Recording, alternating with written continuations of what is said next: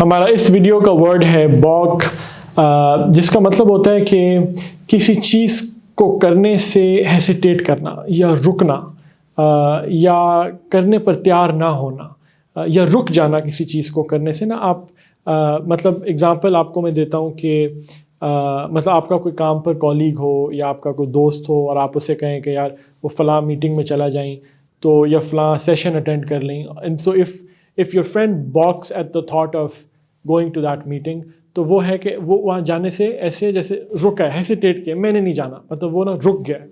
تو یا for instance آپ کو اگر آپ کو نہاری بالکل نہیں پسند اور آپ کو کوئی نہاری آفر کرتا ہے اور وہ آپ کے سامنے لے آتا ہے ٹیبل پر، تو you balk at the thought of eating that nihari، right؟ تو آپ you just stop short of eating it، you just stop، آپ پیچھے ہٹتے ہیں، آپ اس عمل کو، اس ایکشن کو نہیں کرتے.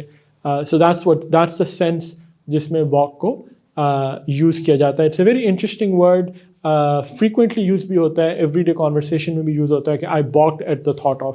لیکن آپ سینٹینس میں دیکھیے گا balked at ہوتا ہے. So I balked at the thought of going to the meeting، جیسے ہم نے آپ کو سینٹینس میں یوز کر بتایا ہے. ہمارے چینل کو please do subscribe to our channel. I'll see you in the next video.